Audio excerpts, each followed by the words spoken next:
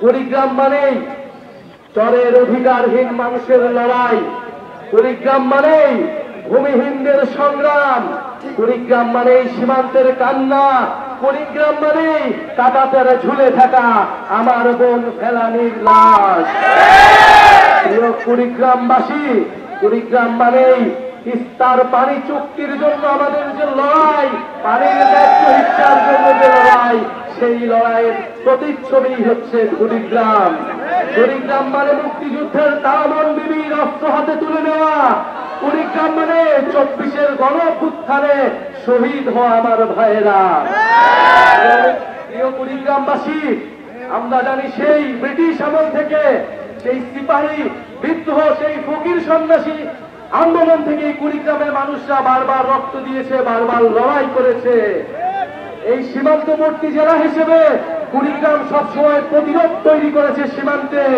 কুড়িগ্রাম সবসময় নির্যাতিত হয়েছে, অবহেলিত হয়েছে, বৈষম্যের শিকার হয়েছে। প্রিয় বন্ধুগণ, উন্নয়ন মানে কেবল ঢাকার উন্নয়ন না। উন্নয়নের কথা শোনা গেলেও সেই উন্নয়ন পৌঁছায় না সকলের কাছে। তাই আমাদের এবারে উন্নয়নের সংখ্যা ঠিক করতে হবে, যে উন্নয়নের সুযোগ সুবিধা কার কাছে পৌঁছালে সেটাকে আমরা প্রকৃত উন্নয়ন বলবো।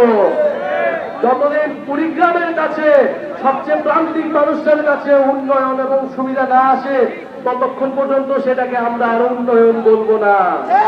প্রিয় কুড়িগ্রামবাসী, আমরা চাই কুড়িগ্রামে শিক্ষা, স্বাস্থ্য, আমরা চাই কাজের অধিকার, আমরা চাই যোগাযোগ ব্যবস্থার উন্নয়ন, আমরা চাই তথ্য প্রযুক্তির উন্নয়ন, আমরা চাই নতুন প্রজন্ম কর্মসংস্থান পাবে, শিক্ষিত হয়ে উঠবে এবং একটা মর্যাদার কুড়িগ্রাম গড়ে উঠবে।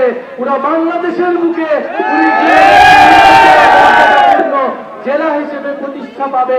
সেই জন্য জাতীয় নাগরিক পার্টি আমরা কুড়িগ্রামবাসী নিয়ে, আপনাদের নিয়ে সেই লড়াইটা করতে চাই।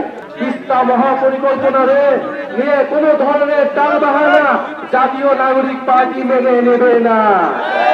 বাস্তবসম্মত ভাবে এবং কুড়িগ্রামকে কোন ধরনের যাতে অবহেলা না করা হয়, সেইভাবে এই পরিকল্পনা বাস্তবায়ন করতে হবে।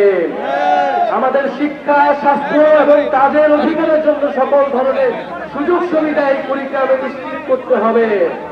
এবং অবশ্যই সীমান্তে আমাদের যে ফেলানী লাশ ঝুলেছিল, আমরা সেই ফেলানী হত্যার বিচার আজও পাইনি। আজও সীমান্তে